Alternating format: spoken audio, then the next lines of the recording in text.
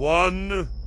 The Whispering Woods of Oak Haven. Oak Haven was the kind of town where everyone knew everyone. And the biggest news was usually a new coat of paint on the general store. But bordering the town, the ancient Oak Haven woods held a different kind of secret. Locals always warned against going in after dusk, especially near the old abandoned mill. They said, the woods whispered.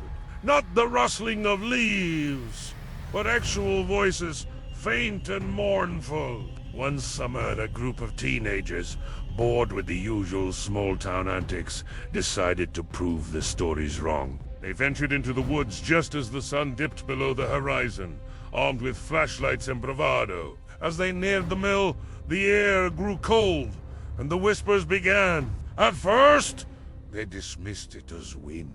But then a clear, desperate plea cut through the air. Help me. ... please. ... Panic set in. They spun around, flashlights starting through the deepening shadows, but saw nothing. The whispers grew louder. More numerous, a cacophony of pleas and soft cries that seemed to come from all directions. One of the girls screamed when she felt a cold touch on her arm, like skeletal fingers brushing her skin. They ran, tripping over roots and brambles, not daring to look back. They burst out of the woods, gasping for air, their faces pale with terror. They never spoke of what they heard or felt in detail, not even to each other. But from that night on, no one in No Haven, not even the most skeptical teenager, dared to enter the woods after dark. The whispers continued. A ghostly chorus carried on the wind. A chilling reminder of something lost, or perhaps still trapped within the ancient trees. 2. The Vanishing Hitchhiker of Blackwood Creek. Blackwood Creek was a blink-and-do-miss-it kind of place, nestled deep in the mountains. The only road in and out was a winding, unlit stretch known for its sharp turns and sudden fogs. For decades, there had been tales of a hitchhiker, a young woman in a white dress, who would appear out of nowhere on foggy nights. Drivers would pick her up, only for her to vanish from the back seat moments later, leaving behind a faint scent of jasmine and a lingering chill. Most dismissed it as an old wives' tale, a local legend to scare newcomers. But then, a traveling salesman, new to the area, found himself driving through Blackwood Creek late one particularly dense, foggy night. He saw her, just as the stories described, standing by the roadside, her white dress almost glowing in the dim headlights. Feeling a pang of sympathy, he pulled over and offered her a ride. She quietly got into the back seat.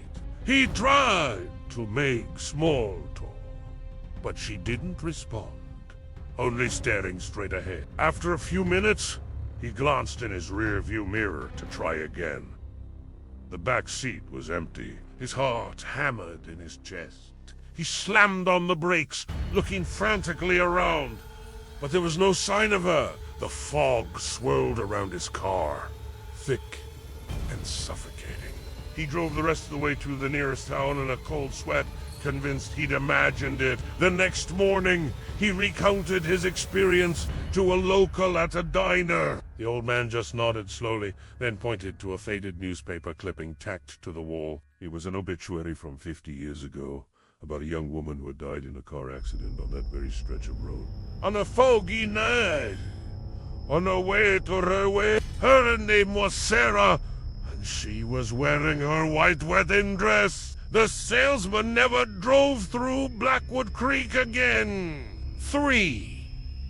The empty swing set of Willow Creek. Willow Creek was a quiet, idyllic farming community, known for its endless fields and close, neat families. In the center of the town's small park stood an old, rusty swing set, a relic from a time when the town had more children. For years, it had stood mostly unused, a silent monument to childhood's past. But then, people started noticing things. On still, windless evenings, the swings would sway gently, as if someone had just gotten off them. Sometimes a faint, almost imperceptible giggle would drift from the park, even when no one was around. The older folks would just shake their heads and murmur about the children. One evening, a young couple, new to Willow Creek and unaware of its quiet peculiarities, were walking their dog past the park. They saw one of the swings moving back and forth, slowly at first, then picking up speed, as if someone invisible was pumping their legs with joyous abandon. There was no breeze, no animal, nothing that could explain its movement. Then a distinct, childish hum filled the air, a simple, tuneless melody that seemed to come from the empty swing itself. The dog, usually playful, whimpered and tugged desperately on its leash, trying to pull them away. The couple, chilled to the bone, hurried home. They later learned from a neighbor that many years ago, 2 young siblings had tragically drowned in the creek that ran nearby, and their favorite place to play had been that very swing set.